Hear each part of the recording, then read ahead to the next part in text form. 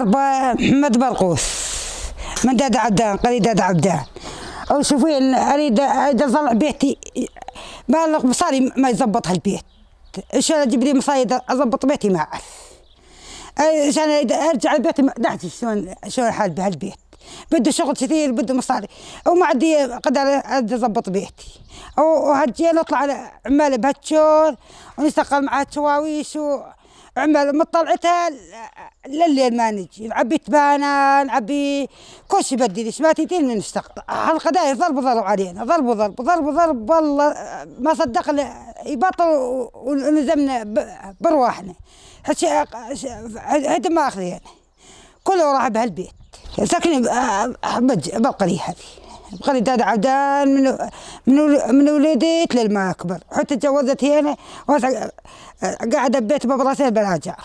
اي والله يرجع على بيتي دقة قبل دقة الوان تعطوني المواد اللي ريتها وان شاء الله ارجع بس ارجع لبيتي ما اقدر.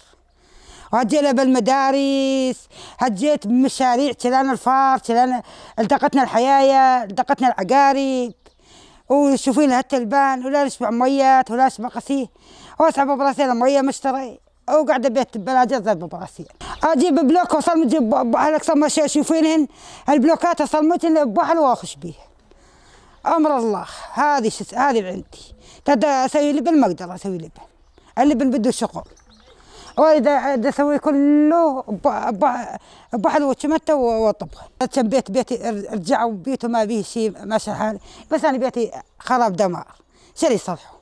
إيه إن شاء الله نعمر نخش بيت الرجع وبيت هذا رجع وإن شاء الله زاد رجع وبيتين ثلاثة ثانية قاعد بي واحد ترجع والآخر يرجع إن شاء الله نرجع عن قريب ونهتم كلنا نعبي هالجري ونضبط هالبيت وكلنا نقعد به.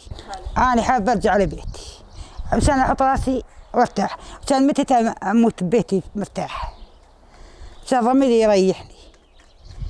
هذه حالة بيتي هذه مي حالة دهش. تجيبون بيت ولا؟ يجي يجون خادم هذا واحد. ليش بالفان يعني؟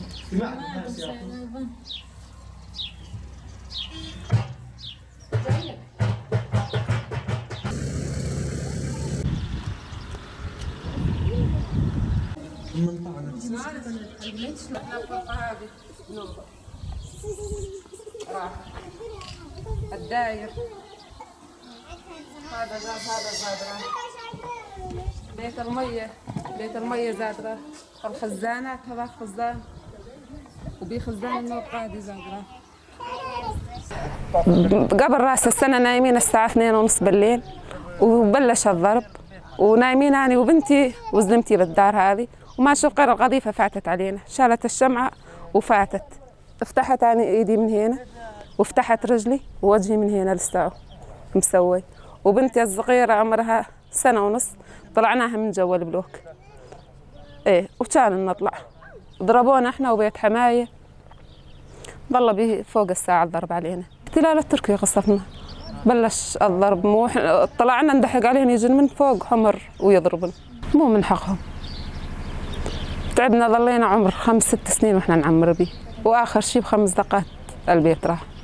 مي اول مرة اول بداية راس العين زاد انضرب من فوق ورممناه وهسه عيني اخرى انضرب وقاعد نرممه. بيتنا ما نتركه وين نريد نروح تعال نتركه يعني مجبورين كل ما يخرب بدنا نرمم بيه ونقعد بيه. ان شاء الله الوضع يزبط والعالم كلها ترجع ويروح الاحتلال التركي من هنا ونرجع نقعد بامان واطمئنان. الاحتلال التركي هو السبب الرئيسي لهالشهداء الراحة الأعيال التشردت الجهالة تيتمت البيوت تدمرت العالم الهجت من بيوتها كل الاحتلال التركي. نتمنى أن الاحتلال التركي يتحاسب على الجرائم والسواها بالشعب السوري كلها وأنه يكفي تمرد وتا يطلعون أرض ميلهم قعدتهم هنا مشان إيش؟ نسوي لك وظيفة تدخل الشارع دوام في الجو ما أعطاك. سيش أبلس. سيش بدك أي شفت